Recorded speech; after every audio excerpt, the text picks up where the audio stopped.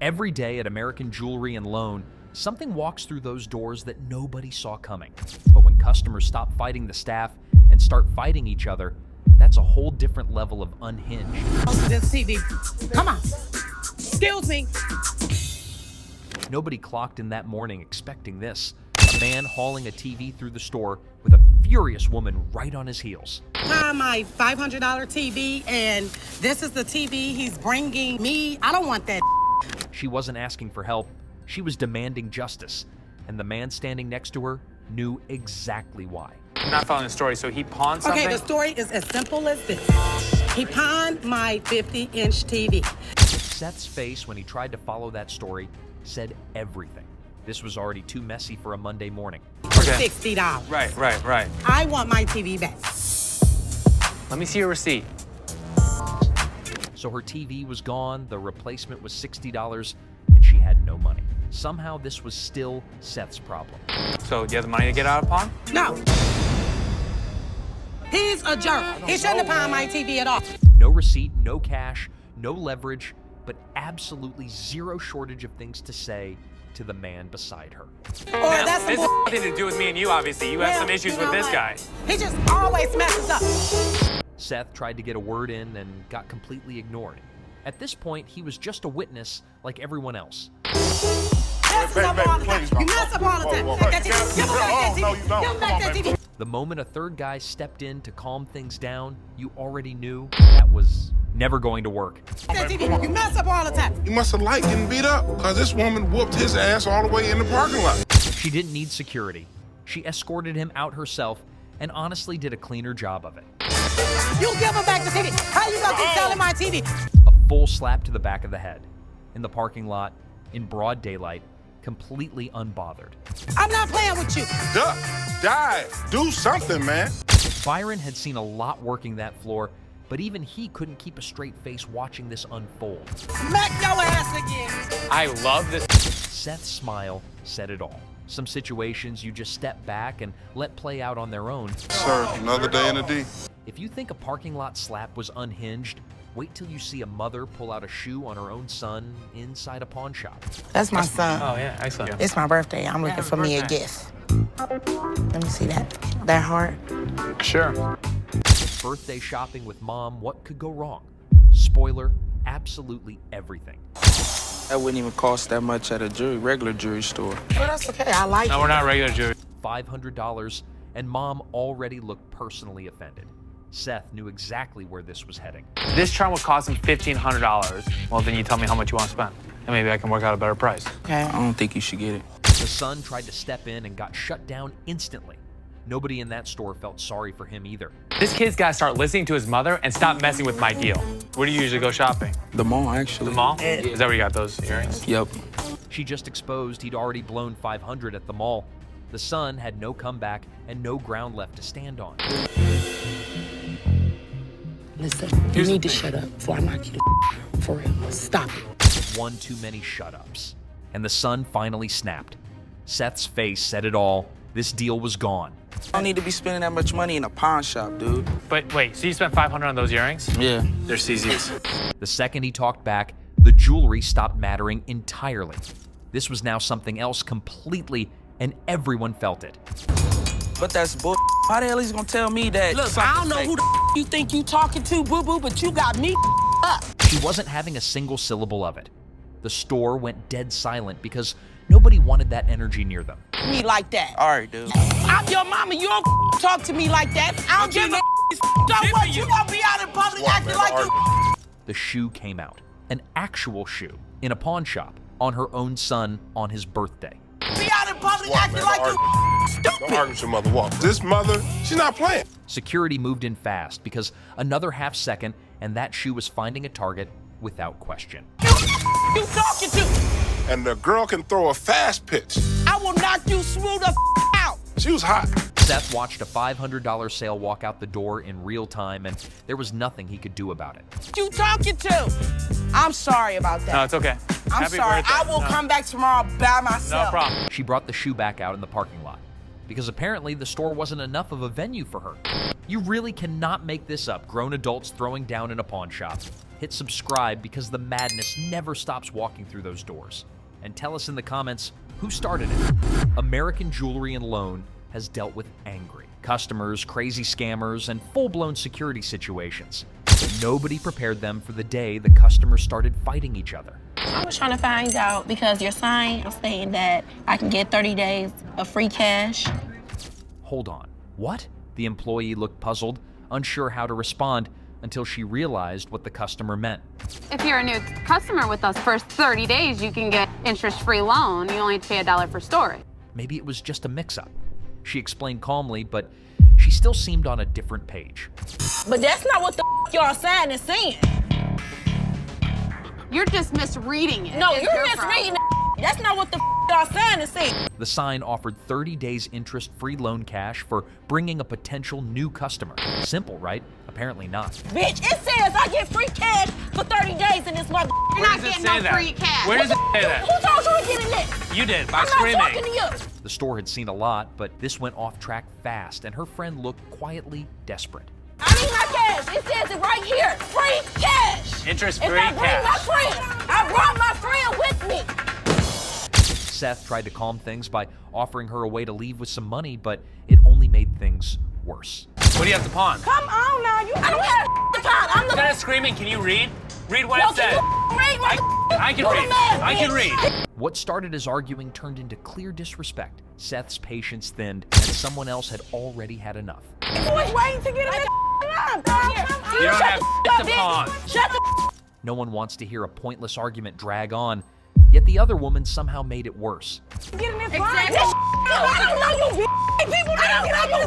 You got I come up here. Now it wasn't one issue, but two, and if things were to stay under control, both had to go. Leave me on the line, bitch. You got shit fucked up. Let me go. No, bitch. Leave me on the line, bitch. I'm from that way. Even after being removed, they kept the drama going. What up, bitch? Leave me on the line. What up, bitch? Power up. They really wanted to go at it, so we let them go at it in the parking lot for a little minute. I ain't never that, bitch. It might seem entertaining outside, but inside the store, that behavior isn't tolerated. Oh, I'll be back. That's what I thought. I'll be back. I'll be back. No. But if you thought this fight was wild, this next couple walked in looking for a ring upgrade and left needing a breakup instead. How you doing, guys? Hello. Sweet couple, romantic mission, he wanted to upgrade her ring. Nobody saw what was actually about to get upgraded. Okay. Need something bigger. Okay. Perfect. Hey, they're in love. Staff was rooting for them immediately. That goodwill was about to age very poorly, very fast. Hopefully we can help them out today. So what do you got? Let me see this ring. So you wanna? I could take it off. You want me to take it off? She took the ring off, everything was normal, the deal was moving, and then one name changed everything. Man, don't worry about it, man.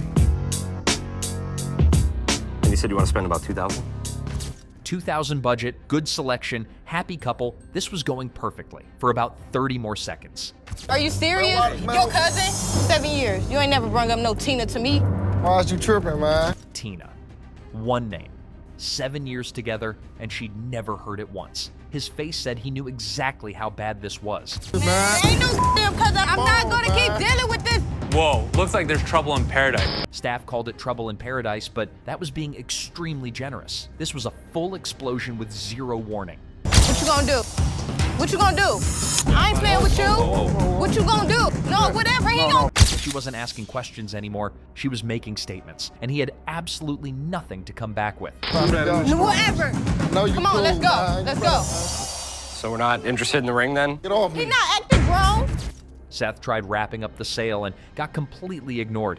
At this point, the ring was the least relevant thing in the building. Grown. Stay big, I'm bro. not Keep gonna walking. Just keep walking. No, whatever. These kids aren't gonna make it. Baby girl, hold on.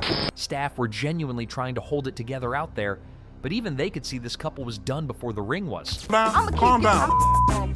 Les didn't open a pawn shop to referee street fights, but here we are. Subscribe because this chaos has no bottom, and every episode proves it. Drop a comment. Which customer would have pushed you over the edge first? Out of here. I paid like $1,000 for this ring, and you only talking about $100. Get the hell out of here, $100. Can we hurry up? Yeah, please. No. I one that came in here, tried to spend my money, is what I did. You want to see crazy? I'll show you crazy. I better not see you again in my vehicle. I'll hit you on my truck, pile. I mean, I'm not leaving out of here till I get to stage without a The big customer swings at Ashley and doesn't miss. A man flips out about his missing game system. The customer starts to throw stuff when told no. The female customer turns hostile when a laptop pawn goes horribly wrong. An angry wife wants her wedding ring back. A woman flips out because her ring was sold. A customer tries to eat her cake and have it too. Some customers are just out there. So today, we're gonna look at some of the crudest customers ever to come to the store. Hey, don't walk past me no more. I've been standing here forever trying to get somebody to help me. Why don't you come? Hey, I know you hear me. No. You know what? Give me a manager or something. A customer isn't happy with the services and is more than happy to trumpet her grievances. Hey, you a manager? Hey, I'm Ashley. You need some better help up in here. I've been standing here going on almost 2 hours. And here it is, ain't no point to it. Screaming really loud. So let me see your receipt. Here's my receipt. Look. Because excuse me, nothing. You need to leave. You need to walk your back and clear out the door. No. The lady gets her wish for a manager fulfilled. What? You know what? Don't try to walk me off. What? Yeah, I ain't one to look. This lady was a hot ball of a mess. Funky stuff. Dang on place. Just I'm the good witch. Y'all about to see the bad witch. This is against not only store policy, but also the law, and Ashley sends the woman home the same way she came in, angry. Fake earrings. Two sassy black queens strut into the pawn shop, flaunting earrings worth $350. The seller, bewildered, questions their cash craving. They snap back. How you doing? Good. I'm here to pawn these earrings. Okay. Honey, our financial drama is an Oscar-winning secret. The seller innocently inquires about the swearing, prompting the girl to unleash a verbal firework. Trying to get $350 for them. Why do you need the money? It's none of your business why I need the money. As he fumbles to record the chaos, he realizes these queens can turn from pawn shop patrons to drama divas faster than his slowest sale. Talk about a speedy emotional roller coaster. Why are you swearing at me? Because you asking me why I'm coming in here to handle my business. In the midst of the jewelry saga, it's a linguistic roller coaster. The seller's ears are bombarded with jewelry, loan me my money, and a kid-eating crisis. What does my sign say? Jewelry and loan. This jewelry, loan me my money. I got to feed my kid. The drama unfolds faster than a soap opera, leaving him nervously counting non-existent diamonds. Talk about a pawn shop sitcom. Man, you getting on my nerves, dog. How'd you get You ain't even looked at my Do you know that these aren't real? In the sizzling pawn shop showdown, the women insist their earrings are as real as their sass. The seller, sweating in the Lacote, tries to diplomatically handle the diva duo.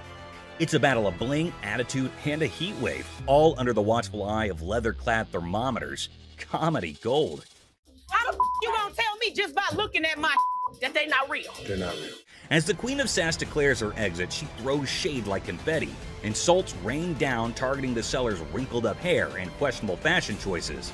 With a parting shot about a jury and long bow ass, she exits, leaving the pawn shop in stitches and the seller questioning his life choices. I ain't leaving this till you give me my money. I need my mother did. Coloring book. Ashley enters confidently, challenging authority. Seth tries to manage the chaos. Tension rises as they clash, leaving everyone puzzled. Don't come in here thinking that you know everything in Earth. Like, I didn't know you anything. should go off and run back to Hawaii where you bought that shirt. Unearthed Gems, a JFK coloring book from '62, and a Frank Zappa one from '82. Mom's surprise drawer is found. Now, the shop's in for a laugh, unraveling the tale behind these quirky relics. Hello. Hello. I have a John F. Kennedy coloring book from 1962 and a Laugh out loud scene as the seller confesses to buying a Frank Zappa coloring book at 25, never cracking it open. Now, with 3 daughters in college, it's a hilarious quest for cash. The quirky relics become the center stage for a funny exchange in the pawn shop. So why do you want to get rid of it since you loved him so much? well, I have 3 daughters in college and I need money. The negotiation dance continues as the seller justifies prices, leaving room for haggling. Tension rises comically as the buyer feels snapped at. The shopkeeper offers a research break, declaring, "I'm not in a hurry," in this pawn shop sitcom starring quirky characters. Okay, do you want to give me some time to do a little research on this, You can or? have all the time you need. I'm not in a hurry. The plot thickens as Ashley discovers the price coloring book online for $8.75, triggering a hilarious spat. I didn't say any of that Can to you you. read that? $8.75. So make me an offer. Zero. She hilariously expresses her dismay, accusing the customer of rushing and shoving a phone in her face. I'm looking at the one that he wanted $50 on, and I pull it off, and it says $8.75. The bickering ensues, with both claiming they're not married, adding an amusing layer to the pawn shop sitcom. I have to take it out this way. That's how much it pissed me off. In the ongoing pawn shop drama, Ashley delivers a sassy retort to the customer, suggesting he adds value nowhere and jokes about returning to Hawaii.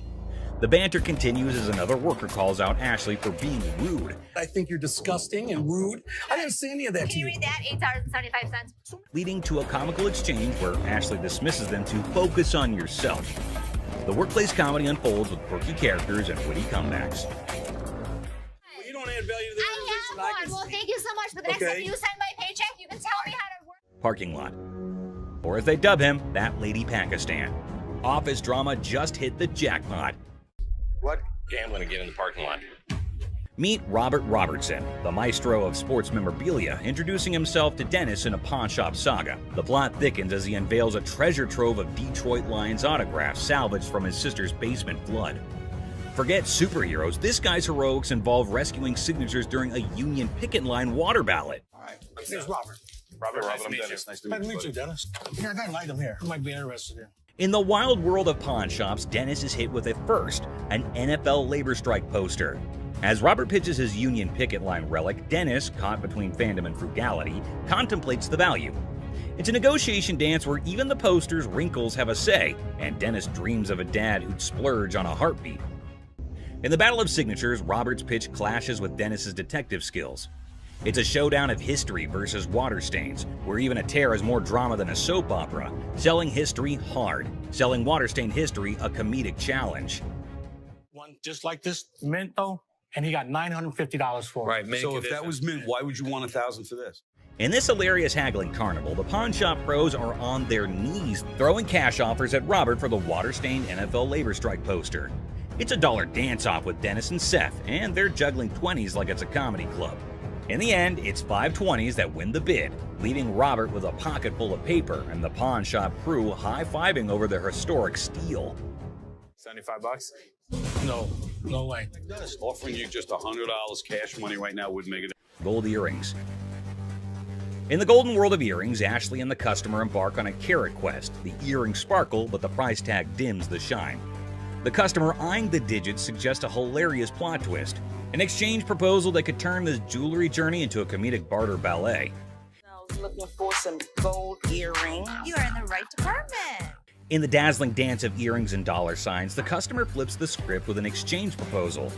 Ashley, the jewelry juggler, contemplates the weight of the situation, hoping those earrings don't tip the scales against her. It's a hilarious jewelry version of Let's Make a Deal, where carrots and comedy collide. Well, what we can do is I can take those and apply money towards these. In the comedy club of carrots, Ashley drops the punchline, a whopping $500 for the desired earrings. The customer expecting an exchange extravaganza faces the reality check. Okay, so what I can do for you today, I can apply $40 towards these. I paid $500 for those. What do you mean? You can't do an exchange?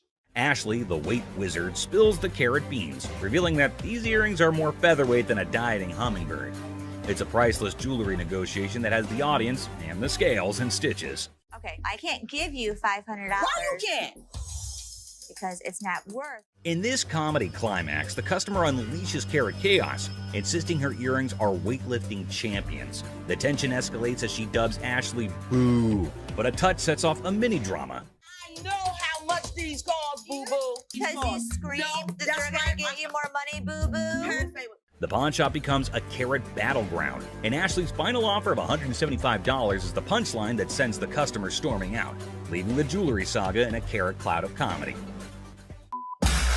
Everybody else good. Pose made you. This coat here, about a week ago, riding down the road and the thing just shreds up. I want my money back. Now, despite having a receipt, this guy thinks that's enough proof, ignoring the store rules. Karen, the staff on the case, stays cool and sticks to the policies. For cash. It's a little beat up to me. Yeah, you're telling me. I'm not very happy. Do you have your receipt? No, isn't this receipt enough? No, it's not. I need a... The customer keeps pushing for a refund on a new coat, but Karen holds her ground, saying you need a legit receipt for any fix. Props to Karen for not letting opportunistic behavior slide. Now, I want my money back, or I want another coat. Can't help you unless you have a receipt. All I want is another coat, or I want my damn... As the talk goes on, it becomes clear. The customer's trying to pull a fast one, hoping to score another coat without proper verification. But Karen sees through it, keeping her cool and not giving in. Him? He got Karen. How about I just take one? Well, I don't really recommend you... When the guy can't bend the rules his way, he gets all aggressive, hinting at causing a ruckus. Karen, though, stays calm and walks him out, stopping the situation from blowing up. That's how you handle tricky customers. Shredded to you? I'll take this whole damn wreck. Hold on, my man. Hold on, I'll take this whole wreck. Barbara and her nephew Leon hit up Seth at the American Jewelry and Loan Store, all tangled up in a TV remote drama. Barbara. Nice to meet you. And this is my nephew, Leon. Hey, Leon, nice to meet you. We buy the TV, but he got home and... So Leon bought a TV from the pawn shop 3 months back, but guess what? No remote. Turns out he pawned it without the original clicker, and now they want a replacement. He pawned it about 3 months ago. Yeah, so we're up here now, and all he wants is a remote for his TV. That's the barcode for the TV. Oh, you took the barcode off the TV. No. If it didn't come with it. But Seth can't find the remote. He suggests checking the stock, but they're not having it. Frustration kicks in, and Barbara and Leon decide to make a scene, claiming the TV had a remote when pawned. Despite Seth's confusion, Barbara insists her nephew deserves a remote. When I rebought my TV, they didn't have a remote control. And I know I pawned the TV in with the remote control. Right. So why I don't have it now? He pawned the TV, it was a remote to it. You want to buy one? So you give my nephew his remote. Right. Facing potential chaos, Seth, keeping cool, decides it's time for Barbara and Leon to exit. Security steps in, escorting them out, putting an end to the chaos. Seth throws in a little note about the abundance of remotes in the store and wishes them a nice day. No doubt Seth has tolerance. You got one back there somewhere. I got lots of them. It's back there somewhere. The remote? No. Back there. Go, so go back there. Have a nice day. You're remote thing. Karen's at the store and things get crazy. A lady seems all chill, talking about watches. Your eye that you want me to pull out? I was kind of looking at some of these watches. Did you see her? But hold up, she suddenly accuses another customer of swiping her invisible phone. Yeah, you heard it right, invisible. Karen, cool as a cucumber, questions the crazy claim. Giver is Byron Services. Where the hell is my phone? Something wrong? Yeah, my phone. I just let my... Did you take my phone? Take your phone. Turns out no phone was missing. Karen, with a bit of sarcasm, asks if someone took her invisible phone. Drama alert. The innocent customer is just baffled. For Karen. Get the manager. You Calm down. Ma'am, there was no phone. I laid my phone there. The lady, frustrated that her trick failed, goes off. Karen unknowingly adds fuel, mentioning the end of the lady's gangster years. Boom. Emotional explosion. Knowledge of. Yo, better get this lady because I ain't got nothing. Please, listen. Crazy. Trying to chill things out, Karen tells the lady to calm down. The store, once quiet, turns into chaos. Karen's dealing with it, but man, unpredictable customers make it a wild ride. Proves a little too much. Your gangster years is over with, baby. Calm down. You ain't gonna need that cane. Go ahead. Karen's handling of the situation. Oof. Man, put the cane down. Chill out. Gangster, calm down. Would you calm down? You ain't that bad. Pregnancy deal. A pregnant mom walks into a pawn shop, excited to purchase a wooden horse for her unborn baby. I was just here last week, and I seen this horse that y'all had, and I really want it. I didn't have the money last week. For sure. You saw it? Where is it? It's right over here. Sure. When are you due? Well, I'm due next month. Oh, it's your first? Yes, it is. Oh, but the down part was that she has no money. How unfortunate, considering her husband left her. Hearing her story, Ashley gets all empathetic and decides to give away the object to the yet-to-be-born baby mama. This is what she has to say. Let me tell you what I can do for you. You give me the 5, and then my gift to you is the remaining 15. That'll be great. That'll be really great. Okay. This means so much to me. Well, everything went well for the lady, and even Ashley was proud of herself for doing a good deed. Until this happened. Help you and the baby. What the? Hello? Excuse me. Wedding ring crook. Looks like someone's sleeping on the couch tonight. This wife found a pawn slip for her wedding ring in her husband's wallet. Time to hit up the pawn shop and get it back. So your husband stole your wedding ring? Yes, he took it because we're having financial problems. I get why he did it. I just want to pay for it and get my ring back. Did you make a police report? No, I didn't make a police report. The hell am I gonna make a police report for? The angry wife missed the no ticket, no service memo. Ashley can only work with what she's got, lady. Don't shoot the messenger. Let me explain to you how this works. First of all, I don't just look up somebody's name and give you their information. I didn't ask you to give me the information. I asked you to look it up. How hard is that? You look it up in the computer, you take it, I pay for it, we leave. It's not that hard. Okay, I know it's not funny, but Ashley's solution was hilarious. Here's how she managed the situation. Nobody saw it coming. It isn't Take that hard. your pretty little feet, walk your pretty little legs out of here. You are not. Just go back there, give me my How hard is that? You can't just go back there and type in a name? It's time to go. The only person you should be threatening is your husband. Need help? Video, there's this super hyper dude who charges into a shop, making a fuss like it's the biggest emergency. And get this, he decides a random table is his new chill zone. No rules, no worries, just pure wackiness. Get ready to laugh your socks off. Get a load of this to hit the road. But guess what? He's on a whole different planet. Watches. Get ready to giggle. So there's this new lady in the shop who's decided to be a rebel. She goes all sneaky and puts the shop's watches up for sale online without telling, confidently struts away, leaving the staff scratching their heads like, did that just happen? It's a hilarious roller coaster and you won't stop laughing. You weren't as big of a bitch.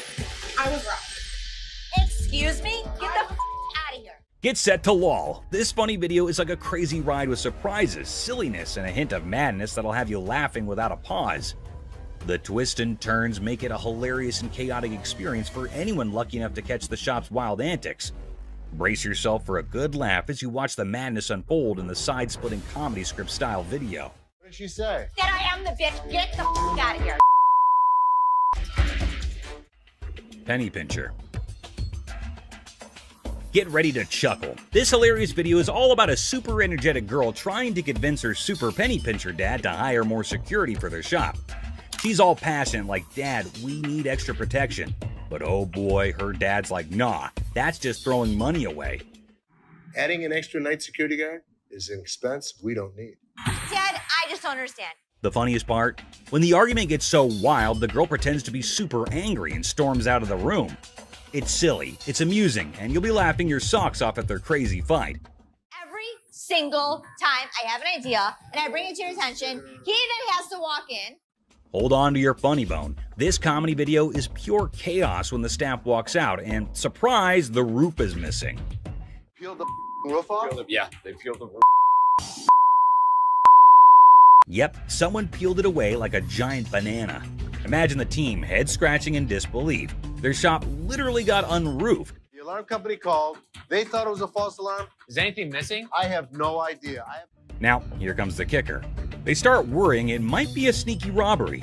Cue the panic as they sprint to check the CCTV, hoping to catch the audacious roof peeler in action. Get ready for a laughter-packed roller coaster as they dive into this hilarious investigation. Get ready to laugh in this super funny video. They got 2 guys. So they get through the internet room, jump in. The staff at a quirky shop freaks out when they find out someone peeled off the roof for a supposed robbery. Total chaos, right? So they go all detective and check the CCTV footage. But wait for it. Turns out, not 1, not 2, but 3 guys break in. And here's the kicker. Looks like they grabbed the coat right there and then out. So these guys could have been part of a 3-man team. One of them ends up hiding inside the fridge. It's like a comedy show gone wild. leaving the staff scratching their heads and everyone else in stitches. You won't believe the crazy twist in this comical caper. We got broken into last night. Took it for a coat and ran out. I told you that security should have been here at night. Stolen microphone. The seller, baffled, asked when they were taken off the rack. It's a funny scene of concert chaos turned into a pawn shop jackpot, where microphones become rock star souvenirs, and the friend is the accidental hero of the day. Microphones I picked up from a concert last night. The person insists the microphones were flung into the concert crowd, a spontaneous catch. The seller, eyebrows raised, gets an unexpected call from American Jewelry about missing microphones. It's a classic mix-up where concert souvenirs turn into an unintentional pawn shop investigation, leaving everyone wondering how the microphones took an unexpected detour. I'm from American Jewelry. I have a gentleman down here. A mad girlfriend. Welcome to the whirlwind of pawn shop hilarity. Our unsuspecting star walks in aiming for a ring appraisal and potential pawn deal. Little did they know they were about to join the ranks of pawn shop legends in a tale of marital madness. I wanted to get it appraised, see how much it might be worth. Okay. Hold on to your hat. Drama unfolds as accusations of ring-napping soar, plunging the spouse into an emotional roller coaster over the disappearance of their precious bling. The tension is so palpable, you could carve it with a jeweler's precision. Okay, when I give you an appraisal, that's not how much I'm gonna give you in pawn. Okay. But hold on, our hero clarifies, I'm here for an appraisal, not to pawn.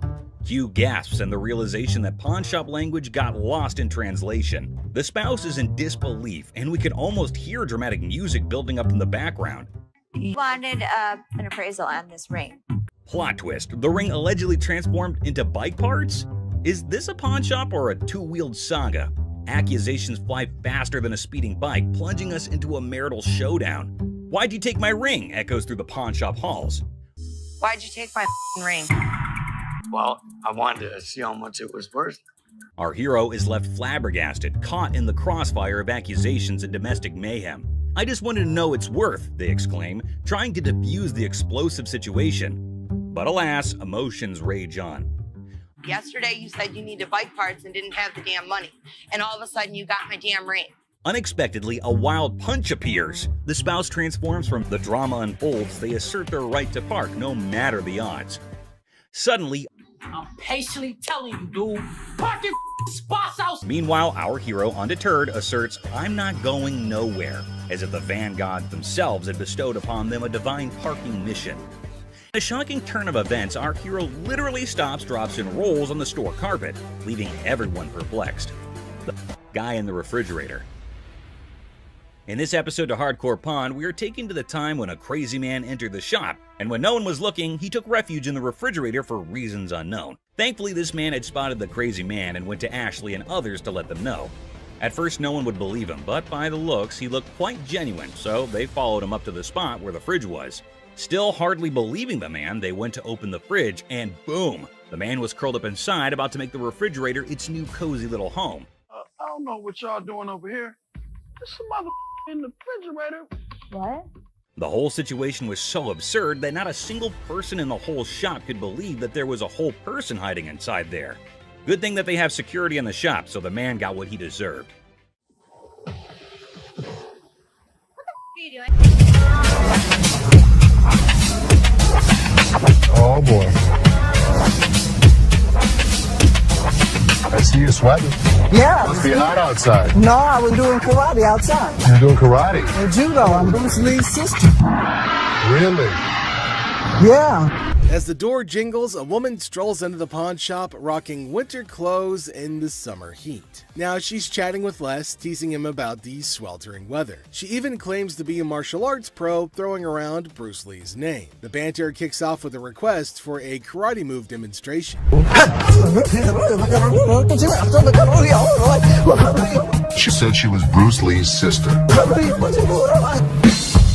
So what you got? The atmosphere takes an unexpected turn when the woman unveils a unique item, a mysterious fox mink. Les, unfamiliar with such creatures, engages in a lighthearted conversation to understand more about this fox mink. The woman, with a hint of mystery, reveals her intention to sell it. A mink fox? I don't know. I'm not into animals. Fox. I've heard of fox. I've heard of mink.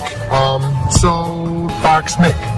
did you want to park? As the conversation unfolds, Les dives into the details of the fox mink, trying to grasp its worth. The woman shares anecdotes about the origins of the item, painting a vivid picture of its history. Les, playing the role of the detective, subtly negotiates and gathers information to figure out the best deal. Sell it. How much did you want for it? $50,000. The encounter concluded with the woman deciding to part ways with her fox mink. Les, using his seasoned charm, finalizes the deal. The quirky tale of the winter-dressed woman and her unique pawned item adds an unexpected twist to the usual pawn shop routine, leaving both parties with a memorable experience. Woman comes in to sell me a high-end bottle of liquor. Ma'am, I'm Is that what you're saying? You have no respect.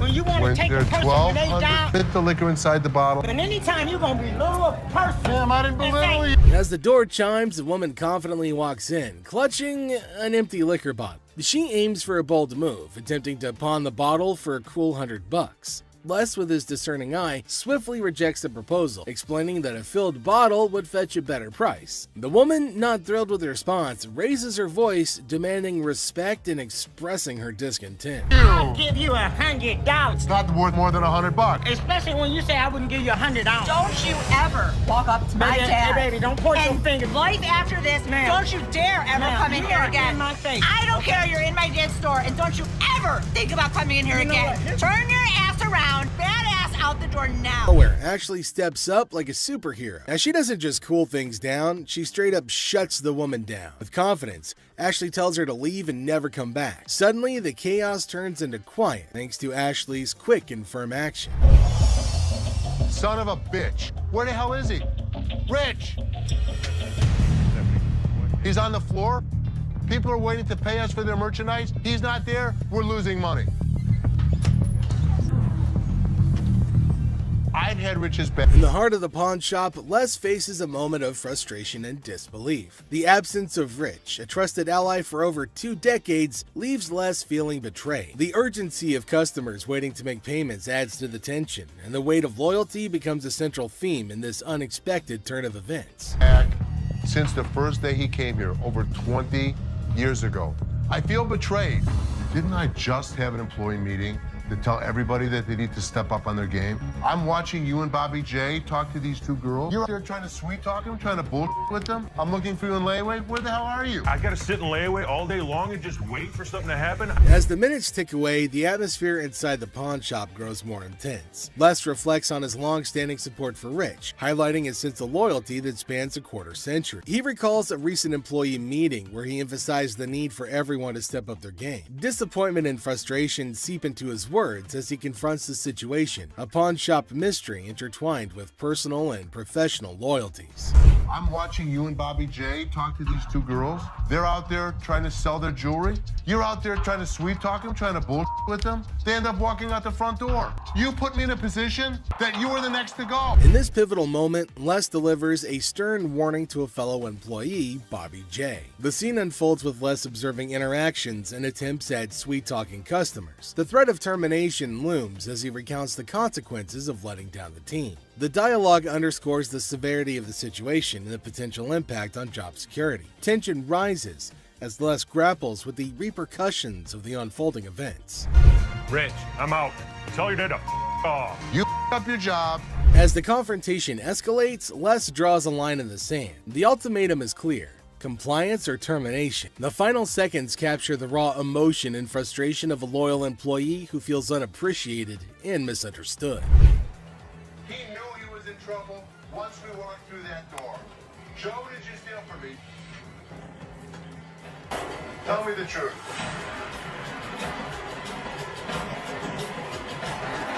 Inside the pawn shop, a sense of trouble looms as the head of security, Joe, faces a difficult moment. The air is heavy with anticipation as accusations are laid out. In a tense exchange, the truth emerges when Joe admits to stealing. The weight of the admission sets the stage for the unraveling of a trusted employee's actions.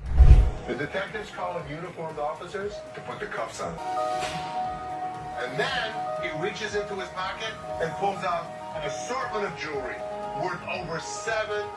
$2,000. As the admission hangs in the air, the situation takes an unexpected turn. Detectives call in uniformed officers to apprehend Joe. A place built on trust is now shaken to its core as the true extent of the betrayal unfolds. You go this way.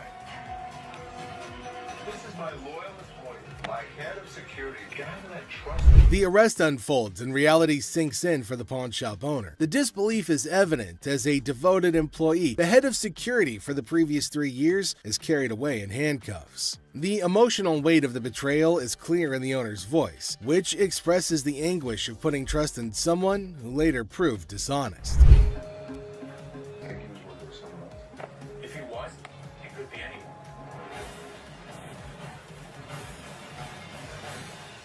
As the scene unfolds, questions linger in the air. The owner ponders the possibility of Joe working with someone else, leaving the situation shrouded in uncertainty. The aftermath of the betrayal raises concerns about potential accomplices and adds another layer to the unfolding drama. The final seconds leave the audience in suspense, contemplating the true extent of the security guard's actions. Are you her customer or mine? I'm talking to you. Come on. This lady got so irate because she wanted to be next in line. She wanted to be first. She felt that she was the most important out of every customer. You're next in line, so I'm gonna be right with you. Okay, well, come on. It doesn't matter. What the are you? You're not the police. I can talk to whoever I want to talk to. What are you going to do? You already know. In the opening scene, Ashley is at the counter with a lengthy line of customers. A sudden disruption occurs when a black woman attempts to cut in front of everybody else. Ashley confronts her, asking, "What are you doing?" The woman becomes upset, but Ashley firmly asserts, "You can't do that stuff here." Goodbye. Come back here. Let's talk right now. Take the receipt. What would you like to do with it, ma'am? I want to pay. Well, you have to go to those windows. No. I come to this line any other time. Not at this window. It's Okay, well, I'm not going to stand in the line. in the wrong line. Get in the other line. And I'm not going to get in another line. I'm going to walk straight up to the damn window. We won't take you. The woman continued standing in line at the counter. Les approached her, inquiring about the situation. She explained that she wanted to pay, but refused to move to the next window. Les informed her that in the pawn shop, crossing others in line isn't allowed, emphasizing the importance of waiting your turn. Care of you. Well, y'all just only come. See this lady here? All the other customers. Okay, and I always come to this line. I'm sorry. You have to stand in the other line. Okay, well, I'll be back before y'all close. You can do whatever you want in this line. She can't. Can't wait your turn. We'll be back later. Following the interaction, the woman eventually complied and moved to another window. Les, taking action, instructed the workers at that window not to accept her payment. He firmly directed the woman to wait in line like the other customers, reinforcing the shop's policy on fair and orderly transactions. Thank you, sir. We appreciate it. Thank you. Thank you. Thank you. Yeah, jackass. Take your Bitch. Take Yeah, that's you. and get it to You. Yeah, make me. We don't, Sir, we don't want please. this. You can take this stuff. Sir, And sir, put it where the listen. sun don't shine. Listen. I don't know what the problem was. As the interaction begins, the customer expresses gratitude, but the tone takes an unexpected turn. Tensions rise as the customer's language becomes confrontational. The shopkeeper, addressing the situation calmly, refuses to tolerate mistreatment. The dynamics shift from appreciation to conflict, showcasing the challenges of customer service in a brief yet intense moment. Ashley, Seth, and Karen to the office, please. Ashley, Seth, and Karen.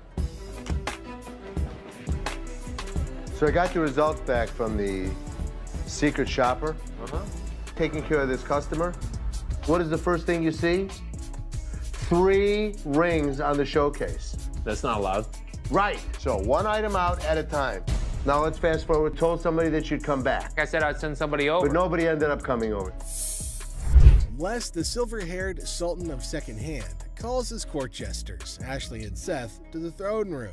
Apparently, he had a secret shopper, Ava, visit the pawn shop, and the results were not the best.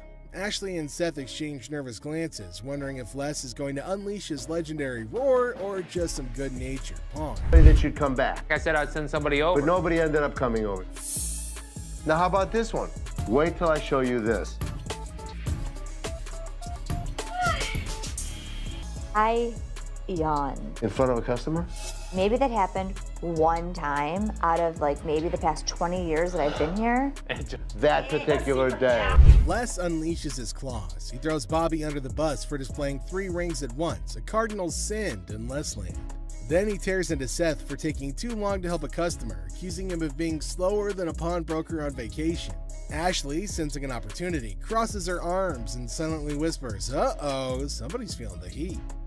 Look at how Linda took care of this person. This would run you $1,700 here. That's the best way to go. Look at how he's showing the television set. In Steve's report, and let me show you who got a 98 out of 100. Karen. Look at the way that she's handling the customer. I'm so happy I was able to help you today. 98. Les shifts his focus, showcasing the shining examples of Linda and JP. Linda, the Diamond 9 diva, expertly appraises a watch, while JP, the tech titan, demonstrates a TV with the enthusiasm of a kid on Christmas morning. Ashley takes a mental note, scribbling "Be more Linda, less Seth" on her pawn-shaped notepad.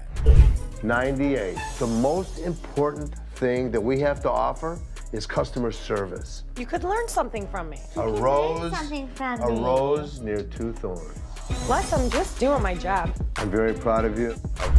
Les reveals the ultimate scorecard. Karen, the customer service queen, scored a perfect 98. Ashley and Seth slump in their chairs, feeling like yesterday's jewelry. But Les throws Ashley a bone, calling her a rose between two thorns. A not-so-subtle dig at Seth. So Ashley puffs at her chest, basking in the rare praise, while Seth silently vows to outshine Karen next time.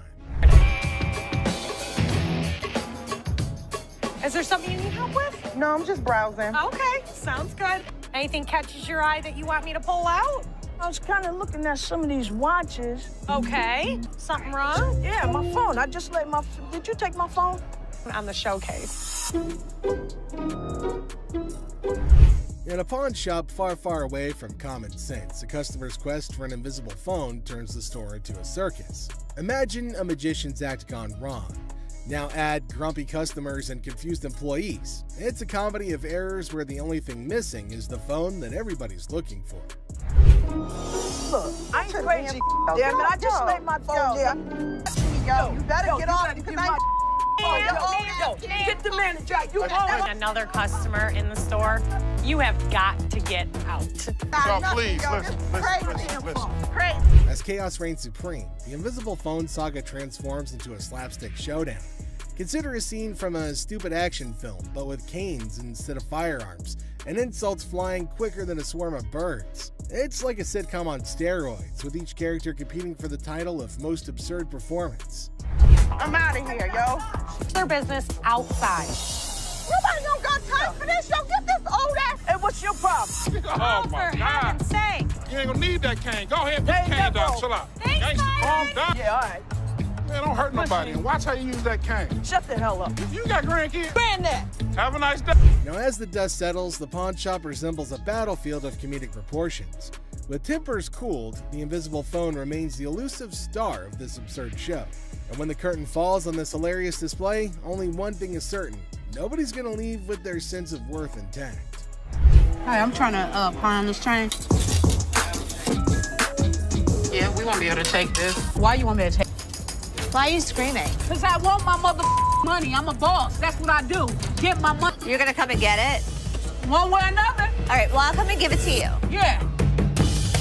So this guy strolls in all confident, trying to pawn off some change. He's like, "I want $250 for this." But hold up, it's faker than a $3 bill. The drama unfolds as he demands his mother money and threatens to take it by force.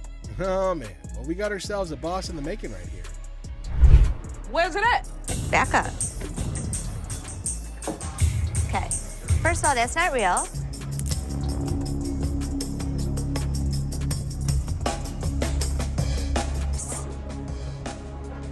What? Do you want me to let you pawn your watch for $250? And here comes round two. The guy's still clinging onto that delusion, insisting that it's real bling. However, they're not having any of it, threatening to remove him if he doesn't turn down the volume.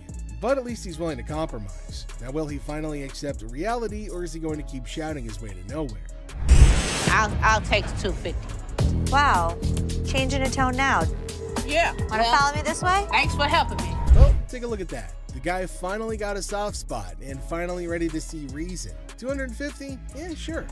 Talk about a change of tune. And with that, he's off to his next journey. So here's this guy, right? He waltzes into the shop like he's lost his favorite pair of socks in the laundry. Turns out his girl threw out his Xbox 360. And he's all like, I need it back. And Ashley's there, cool as a cucumber, asking for a ticket. Ticket to what? The Xbox amusement park? Classic mix-up.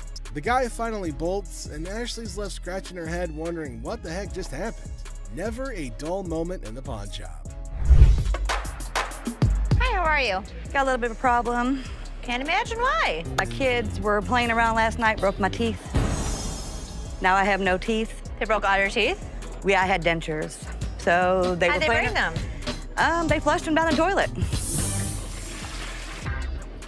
And you want how much? About $300. $300. So I'm not gonna be able to give you 300. 2? No. See, the issue is it has to be a certain amount of weight. A woman with a smile like a jack-o'-lantern enters, claiming that her mischievous children flushed her dentures down the porcelain plunge. Now she offers a promise ring as collateral, hoping for $300 to buy replacements. Ashley politely informs her that it's more like a $10 promise, triggering a meltdown worthy of a Shakespearean tragedy. For me to pay you for the silver. Right, I understand it ain't worth all that, so what can you give me? $10 to buy it. No, I need more than $10. See, I have no teeth. Right, I go so to work I'm not tomorrow. paying you for your teeth. Okay, well, what the can you do then? The woman launches into a guilt trip that would make even Mother Teresa flinch. Now Ashley stands firm, offering a measly $10 just to get rid of the verbal hurricane. But oh no, our toothless typhoon isn't satisfied. She throws insults like confetti, calling Ashley names that would make a sailor blush. Takes one to know one, doesn't it? Talk a lot of smart, bitch. I do, and so do you. Keep walking. Now what? I'm here. Now what? I'm here. Keep walking. Bitch, my car's this way. Lucky Ashley didn't knock the teeth out your mouth. Ashley, pushed to her limit, unleashes her inner dragon. The woman, finally defeated, slinks away muttering threats. Ashley, victorious but slightly singed, sighs. One down, a million more to go. Hello. How are you? I'm fine. How are you? I like your nail polish colors. Thank you. What do we got here? A laptop? Laptop. You type in your password? What brings you in today? I just want to pawn it in so I can give my sister some money. All right, I can do 150, and that's what I can do. Okay, can you do 165 or not? I can do 150. Okay, I know what, I ain't got time. Ashley greets the woman with nail polish flair. But oh boy, we got an issue. This is a laptop fiasco. Now she's trying to get cash for her sister's birthday bash, but the password's playing hide and seek. Now she's clueless, and Ashley's like, try again. But it's like asking a goldfish to play chess. Negotiations start to begin. Or do they? I ain't got time for this. I'm here to help you. Okay, well, you have a really, really bad attitude. It's like you don't like your job. If you don't like your job, you shouldn't work here, sweetheart. I'm sorry, you really shouldn't. I haven't even talked. I said I could go the way you treat your customers is so disrespectful. I actually asked. It's so disrespectful. Well, I'm sorry. I told you, I can't take 150. You know what's disrespectful? Learn how to talk. Learn how to talk. Learn how to talk. Have a good day. You were too silly. So are you. Don't touch my stuff. You were so silly. If you want me to... It's a bargain battle royale. Now the woman wants $165, but Ashley's all like, I'll give you $150, and it's a standoff. Then, boom, attitude explosion. The woman's throwing verbal haymakers like it's a boxing match. Ashley's like, hold up, honey, don't sass the cashier. But the woman's not backing down, even if it means storming out in a huff. Want me to help you? Your worst mistake is to tell me off. I could take my business somewhere else. Are you a lady or are you a baby? Excuse me, sweetheart? About it. I'm running the next door. You think you're really gonna be able to handle that? I did this one. I did all the heavy lifting with him. Give him. You coming to the door like you gonna do something?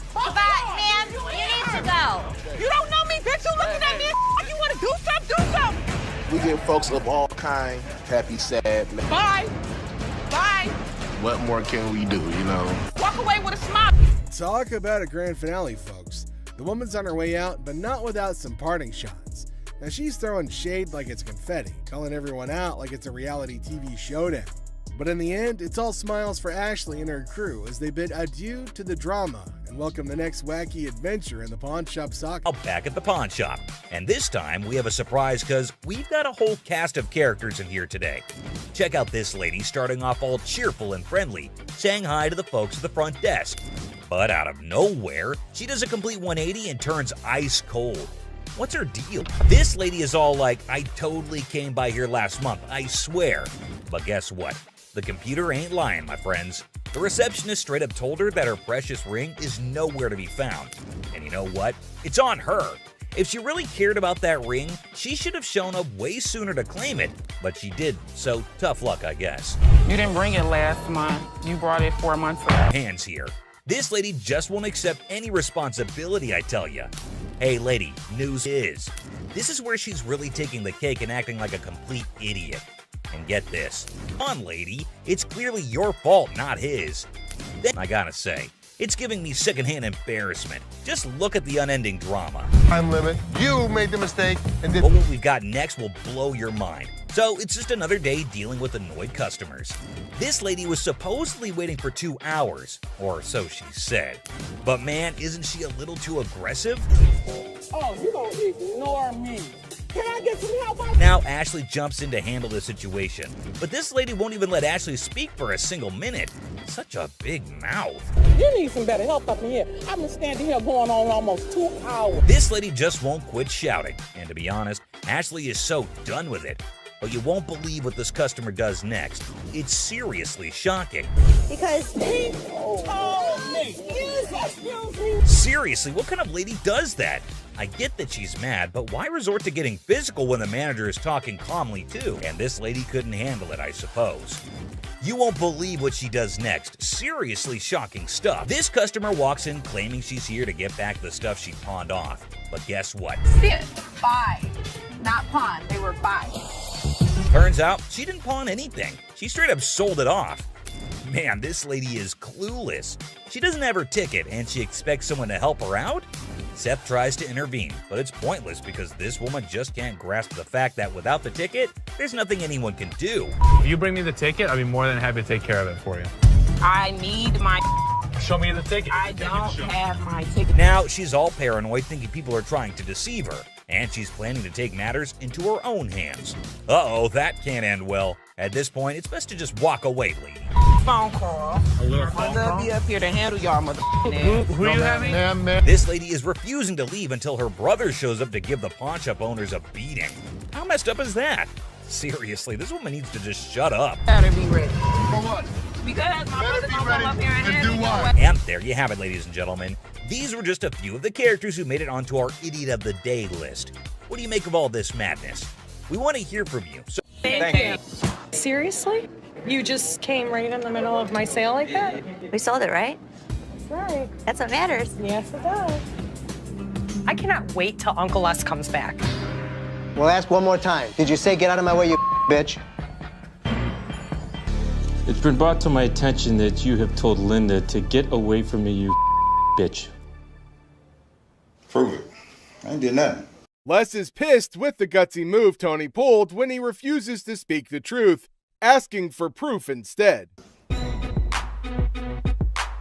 Tell me the truth. I did nothing but sold it, coat to a customer of mine.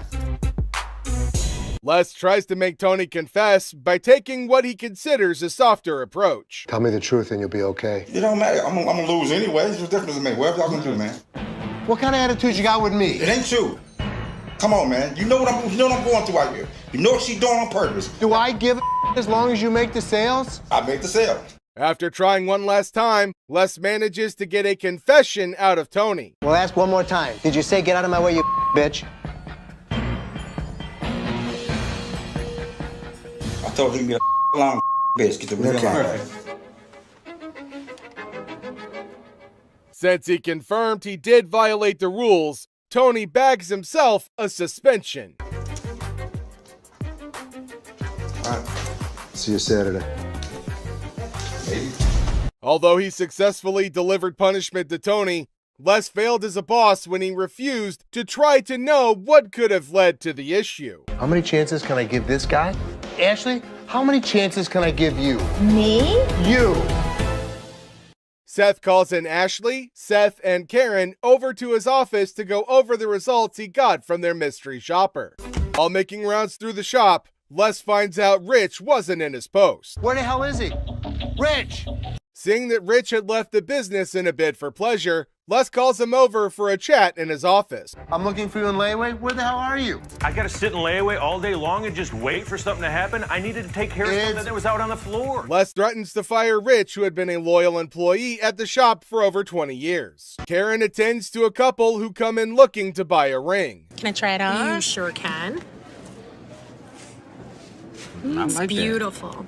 The lady seems to think the ring isn't the right fit, so she asks to see more before she can make her choice. What about the color and clarity? It's a white gold band. You're looking at about a carat. Karen, being as helpful as she can, tries her best to give the details of the ring the lady picked. However, she seemed a little bit unsure with the way she was explaining, so Ashley approached with the hopes of helping. It's round stones. Oh yeah, these are round stones, and these are all G color, VS clarity. How much about for that one? This one is going $1,000. Karen tries to tell Ashley off since she believed she was trying to snatch the deal away from her. You want to show her this one? Explain it to her. Sure. This is round stones, baguettes in the center here. Could you tell me a little bit about the color and the clarity on that one? Actually, Ashley, here you go. Yeah, these are G color. The radiant of the round diamonds are gorgeous. Ashley manages to snatch the sale by pitching in without consulting Karen, who started the whole thing, leading to her having an even more unfavorable impression of her. Thank you, Ashley. Thank you. Appreciate it. Go ahead and walk over to the window and we'll get it written up Okay, for you. thank you. Thank you. Seriously? You just came right in the middle of my sale like that? We sold it, right? That's right. That's what matters. Yes, it does. The conversation starts normally enough. You might even call it pleasant. Hello. Hi, how are you? I'm good. How are you? The intent behind the customer's visit to the shop is adorable, but the valuation of her gadget is high. It's worth less than $500 to Ashley. How much would she be willing to give to the devoted girlfriend? Oh, I should get yes. This is a pad. I should barely get like $500 for it. I need a laptop. This has happened before. I'm waiting for 20 minutes and Roddy doesn't show up to get this laptop, like if he's on break or if he's gone. The manager that I asked didn't come get the laptop, so I'll just... Leslie decides to fire Justin since his actions breached his trust. You broke my trust. And because of that, Justin, you're fired. I don't know if Justin did steal anything, but you can't have people that you don't trust. This attends to a very strange customer who walks into the shop with an imaginary companion. A man walks into the shop with hopes of trading in his faulty phone for another. Hey, what's up, dog? How you doing? I just got this phone that I bought here like 2-3 days ago, and that... Did you download a camera function? No, it clearly got a camera. Why would I have to download it? Just asking. The customer reveals he didn't bring a receipt with him. A very fatal mistake. Receipt. Just get me enough. That's all I'm asking for. As soon as you give me that receipt, I can see what I can do for you. So Clearly, I have to tell you need to you fix this that or... without the receipt, there's nothing I can do for you. And getting somebody. Rich tries to turn the man away. However, he remains unrelenting. Ago, yeah, you did, cuz. What kind of phone is it? It's an iPhone, clearly. Yeah, but we haven't had one of those out for sale since I've been here in 6 months. I mean, I just seen you in 2 weeks. The customer tried to point out the employee who sold him the phone. However, he outed himself as a liar when he made mention of a time frame different from the one he called out earlier. Yes, I clearly did. Thank you very much. I appreciate you coming on over here. You can go back to selling that computer. No, hold on. No. Don't touch him and let him go. Man, you and your mohawk, shut the hell up. My mohawk doesn't talk. I talked to the manager or somebody. The goatee is the manager, and he's telling you to either give me a receipt or get the hell. Without any evidence to back the man's claim, Rich asks him to take his leave. These phones right here, what about that one right there? Did that one work? Pull the things up over your ears a little because you clearly can't hear me. There, it's off. Phone work. It's a simple question. Does phone work? You know what? Can you go show him how it works? Take a picture out in the parking lot. Having had enough of his rude countenance, Rich asks for help in kicking the man out. Okay, just don't touch me then. I'm gonna be back. I'm coming for my money. Clear? Send me a picture of the receipt from... ...of selling a fake item to her. Into the shop, heading over to the redemption section of the shop to reclaim a ring they'd allegedly bought. The employee attending noticed something wrong with the pawn ticket they brought in immediately. Les decides to head over to confront the woman who had taken to harassing his employee when she failed to bow down. When Les reveals the ticket they brought in is a fake, the two quickly beat a hasty retreat, all while threatening to bring in a lawyer. Watch Les, the shop owner, and an angry customer have a loud and dramatic fight in the pawn shop. It's intense and filled with a lot of yelling and arguments. My man wants to know what I've been doing with my money. Can I get it? Anything to do with your money, honey? Les hilariously negotiates over home decor, turning it into a Detroit-style showdown of insults and laughs, leaving everyone confused and scratching their heads. Has to get out of here. Experience the chaos as a sweaty man in a shark costume demands $800 at a pawn shop, leaving the bewildered staff grappling with his bizarre requests. And I got my TV out of time. Okay. They didn't give me a receipt, and I need the receipt. We don't give out receipts. What you mean you don't give out receipts? Every time I do business with y'all, y'all always give me a receipt. When we give you your item, that's your receipt. That's proof that you paid to take it out. The thing is, I need this receipt to show what I spent my money on. We do not give you a receipt because we didn't sell it to you. That's been the policy of the store for over 30 years. This is not retail. It was already their item. I'm giving it back to them. Period. I need a receipt. My man needs to know that my money on it. You sitting there looking up. We don't give out receipts.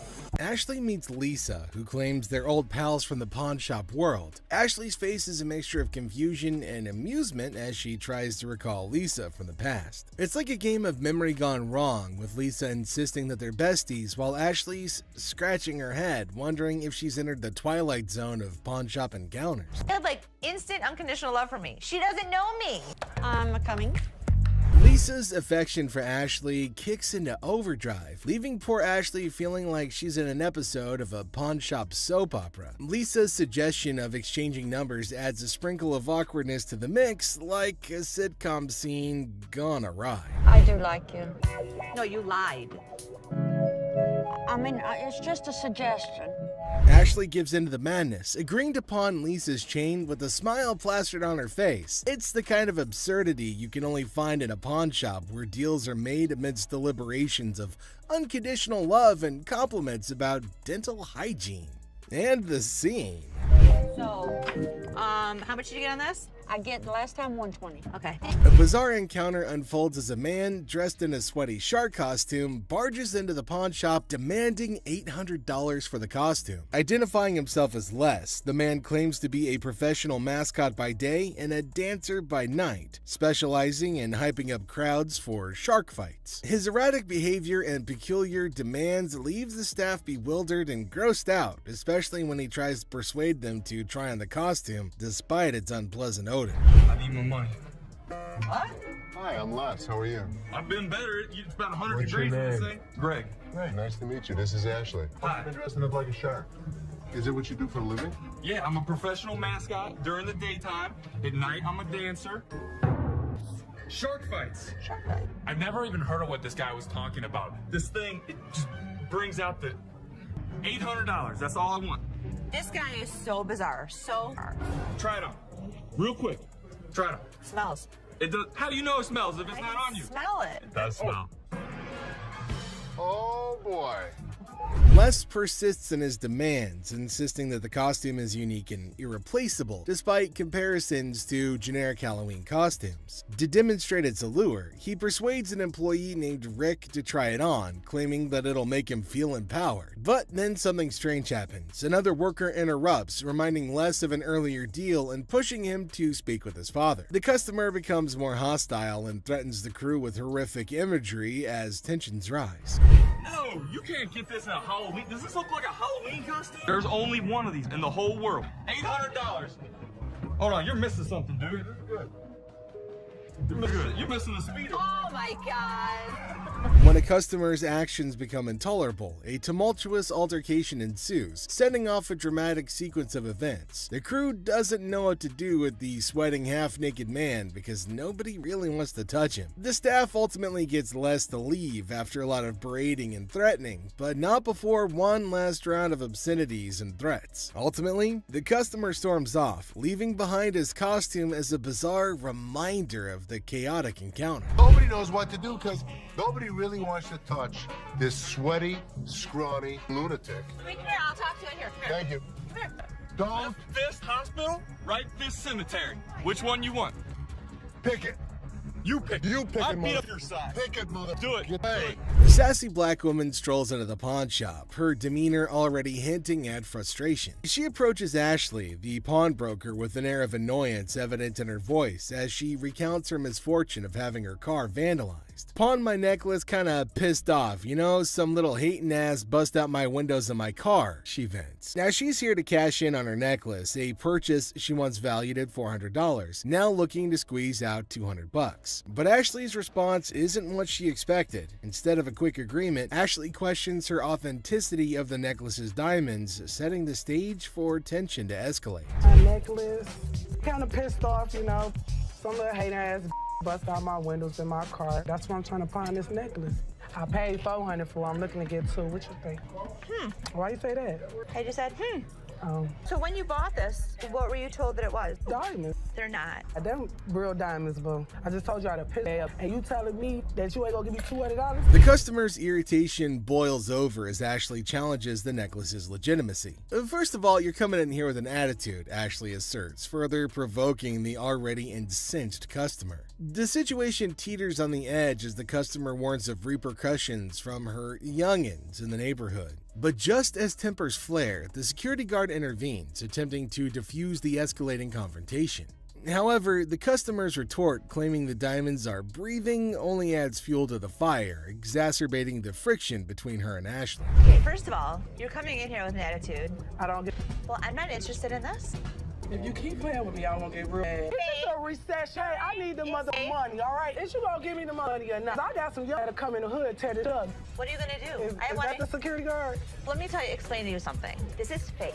Don't you see? The diamonds is breathing. The diamonds are breathing? The diamonds is breathing. Are you serious? As tensions peak, the customer's threats and insults intensify. Get out of here, you ain't gonna give me my necklace, she snarls, her anger palpable. The situation spirals out of control as she lunges towards Ashley, prompting the security guard to step in decisively. With firm hands, he escorts the irate customer out of the store, her voice echoing her fury even as she's forcibly removed. The scene ends with a chaotic crescendo, leaving Ashley to exhale a sigh of relief as the door slams shut behind the departing customer, bringing an end to the tumultuous encounter. Get out of here. You ain't gonna give me my necklace? Here you go. You ain't. Don't touch me. Oh, I'll catch you outside, you dirt. No, you better not touch my nigga. I'll beat your tall, gumpy ass up. I shoot her ass up. Les gets a visit from a guy claiming he's on a mission from his wife to find furniture. A husband sent on a quest for home decor by his better half sounds like a scene from a comedy. Now, Les is prepared to negotiate, but as soon as they begin looking through the goods, things get hilarious. Well, here's the deal. I just moved from New Jersey. My wife and I. We just bought a house, and she sent me here. She said, see what you can pick up. Perfect. Let's find some. You gonna clean all that up before I buy it? That's why it's so inexpensive, right? Really? Yeah. I gotta tell you, man. We have used furniture that's used. Yeah. That's why it's $397.77. Really? Well, I only got $200. The customer isn't overly impressed with the couch's condition. Although he has a budget, he's unwilling to spend money on something that appears to have been through a muddy wrestler's match. The banter gets funnier as the customer tries to negotiate while Les defends the integrity of his used furniture. All right, man, let me try, man. I'll tell you what, my shoes are cleaner than this couch. Then don't buy it. Make me a deal. I got cash in my pocket, man. Wow, Come on, man. $200. Come on. The customer's insults towards Les and his family turn things from funny to completely ridiculous. It resembles a farce gone wrong, with insults flying more quickly than a tennis match. Les, ever the professional, maintains his position, but the level of absurdity is escalated by the customer's attitude. This is not the way we operate in New Jersey. What kind of operation you guys going on, man? I bet you're not here far. This was actually my couch. We had a reupholstered and I gave it to Ashley. Is that right? Yeah. Is that your daughter? That's my daughter. She must be nasty, too. What did you just say? Don't make my... Come on, man. This is how we do it in the deep. The customer's rudeness hits a peak, and Les puts his foot down, Detroit style. It's a showdown worthy of a Wild West movie, complete with threats and a swift exit. The customer's departure leaves everyone scratching their heads, wondering what had just happened in the wild world of pawn shop negotiations. I got $200. Yes, sir. I'll go someplace else. That's the dirty D right there, baby. Where'd he go? I think he went back to New Jersey, sir. In this wild pawn shop showdown, a woman marches in ring in hand like she's about to solve the mysteries of the universe. While she's trying to pay her past due rent, her diamond ring steals the show. Like a souffle in the microwave, the tension increases with every second that goes by. A heated discussion regarding the truthfulness of the ring is started when the pawnbroker examines it with some suspicion. The woman demands $200 like she's negotiating world peace, but the pawnbroker's offer of $80 sends her into orbit faster than a rocket with a grudge. The air crackles with sass and disbelief, leaving everybody wondering if this ring is ever going to find its way home. The woman drops a bombshell just when you think the drama's reached its climax. She hasn't given up her ring for pennies. She challenges the pawnbroker to either pay her $200 demand or face the repercussions. It's similar to seeing a high-stakes poker match, but with more bills that are past due and, lip studs. The standoff reaches its zenith in tension greater than that of a family-sized lasagna, and everybody's left wondering who's gonna blink first. As the dust settles, the woman's exit is as dramatic as her entrance. With a final flourish, she declares her terms and storms out like a diva exiting stage left. The pawnbroker's left scratching his head, wondering what just hit him, while the security staff's probably updating their resumes after narrowly avoiding a showdown.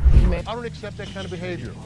In the bustling aisles of the pawn shop, two guys saunter up to Ashley with a peculiar demand. Now they're aiming for a refund, claiming that a bunch of things that they bought from the pawn shop are no longer working. As per policy, Ashley asks for a receipt, and she also asks them questions to verify what the problem is. For refund. When we got to our work site, it just stopped working. We're in the construction business, declared one of the customers, with all of the air of a seasoned foreman. Now, Ashley was asking, her suspicions peaked about where the power source was. At the work site, of course, was the swift reply, a tad too rehearsed for Ashley's liking. Smelling something fishy, Seth and Les united in their quest for truth. So Seth, being suspicious, decided to plug in all the gadgets to test to make sure that they work. And lo and behold, they worked just fine. What type of work you do? We doing construction. Where's the battery? The battery is at the work site. We on the clock. Yeah, I'm gonna plug these in. Oh, that works. Oh, that one There you works go. too. See where it's at? But the customers were upset because their demands weren't met. No cash refunds, Ashley reminded them in a very firm but fair tone. But the two customers were unshaken and instead started to grow incredibly irate, raising their voices and bringing things to a head. Yet Ashley stood her ground, unwavering in her commitment to the rules of her trade. With a final flourish, the guys decided that maybe they had better retreat to live another day. And thus, this particular saga came to a close, leaving behind a tale of wit and willpower and the triumph of honesty. No cash refunds? It don't matter about that. What y'all gonna do is give us our money back right now. You gonna do something? Listen, guys. Listen, what you talking about? Give me my money back right now. This scene shows a frustrated taxi driver approaching a man waiting in line at a pawn shop and demanding money for a $90 fare. But the man's attention is on receiving the money, so there's an argument. Tensions escalated because of the man's insistence on waiting in line and the cab driver's irritation. Hey, dude! Come on, give me money. Do you see I'm in line right now? Yes or no? You stand in line to what, man? I want my... Excuse me, hi. What's going on here? First off, The man owe me money Hold for on. his ride. Why is he yelling at you?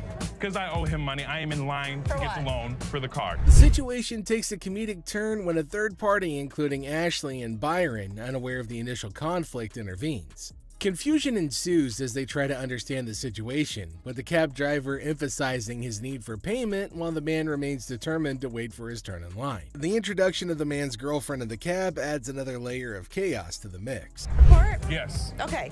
Supposedly the cab driver dropped this guy off here because he wanted to get money for his jewelry to pay the cab driver. Give me $45. I have to pawn this.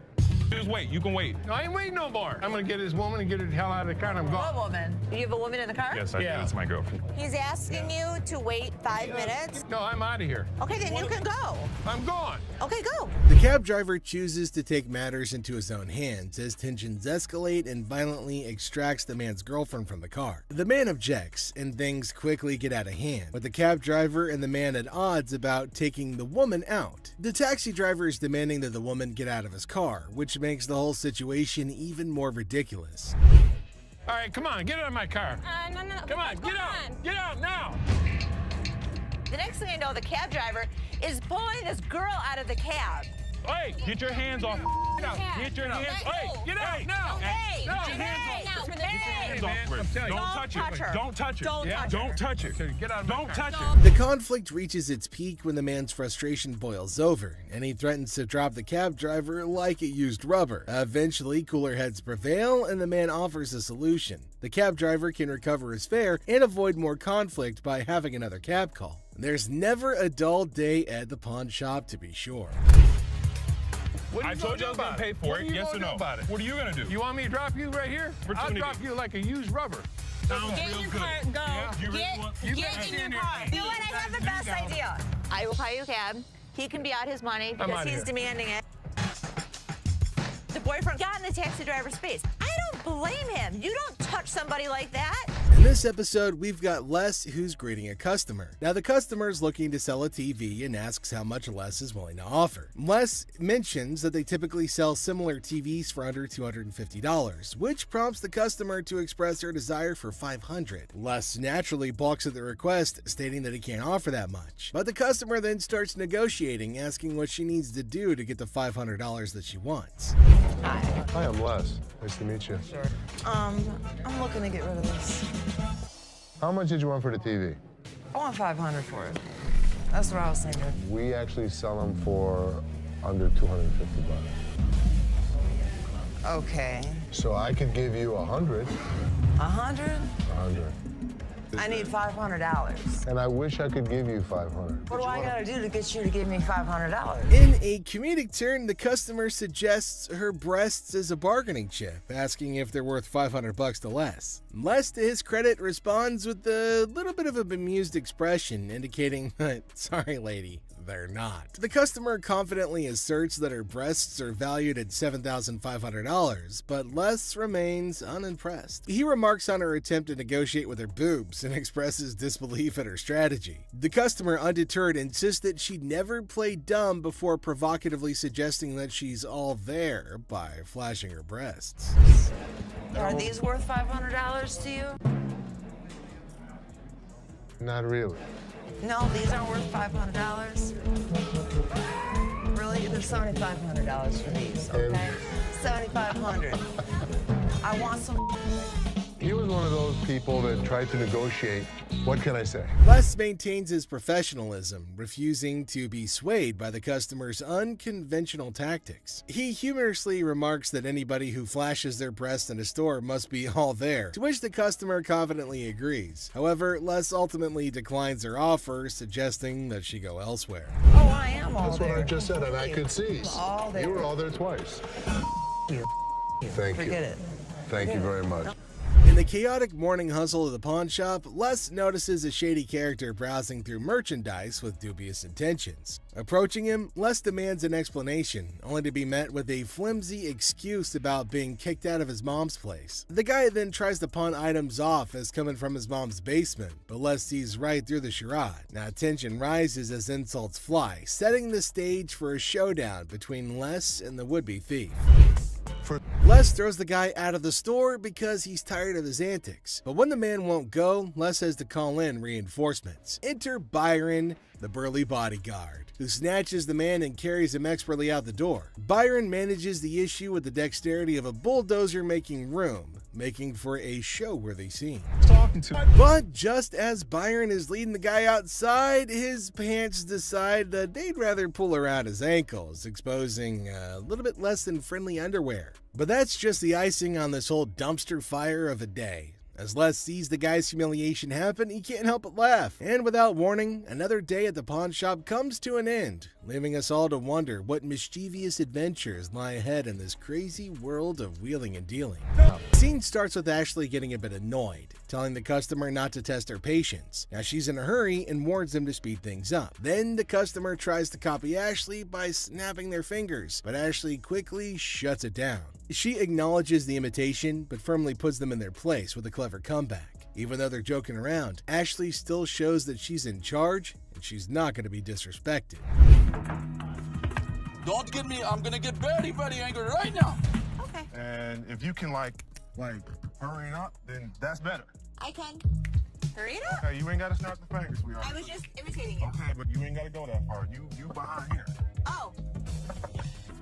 Okay. I don't really have all day for this. You want 20?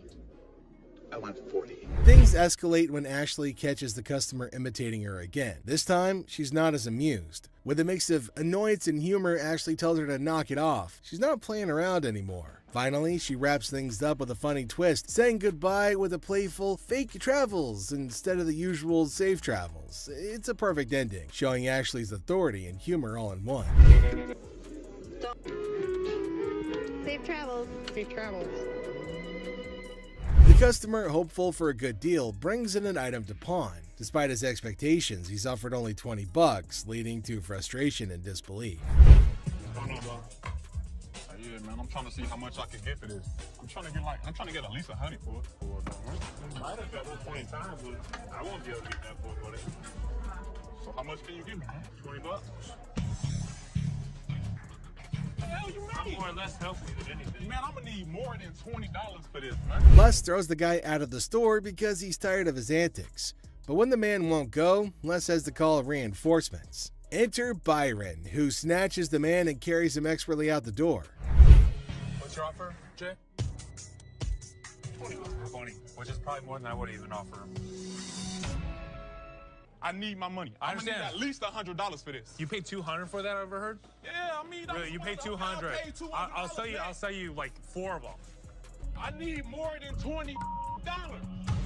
Why is there more staff out here? And I see another irate customer in line. That's all I'm giving you. Period. Despite attempts by other staff members to calm the situation, the customer's anger continues to mount. Profanities fly as the customer remains dissatisfied with the offered amount. I'm the manager. Oh, you are the manager? I'm the manager. You're the manager? $20 for this. I've been waiting for an hour. Yeah, take your out of here. How about 100? You can give me what the I'm gonna do with $20. I don't know. I need more than $20. I had to calm this situation down. Take your out of here. $20? What the I'm gonna do with $20? Final profanity-laden outburst. A new manager arrives at the pawn shop, surprising the Gold family, and they introduce themselves and express their eagerness to help out. Now, despite initial confusion, the Golds agree to give them a chance and see how their first day goes.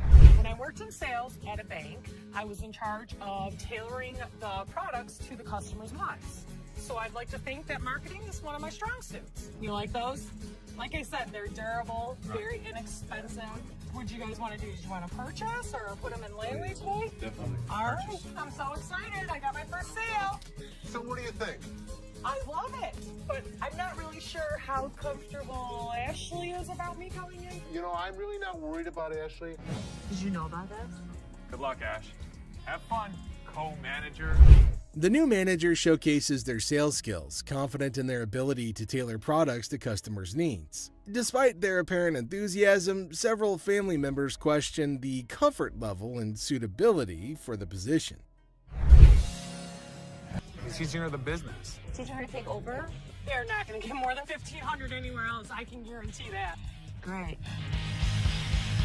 Wow. The new manager insist that the deal's a good one. Tensions start to rise as the customer questions the offer. Meanwhile, the Golds observe the situation with uncertainty. A guy strolls in all casual, claiming he scored these concert mics from a crowd toss-up. Seth, in disbelief,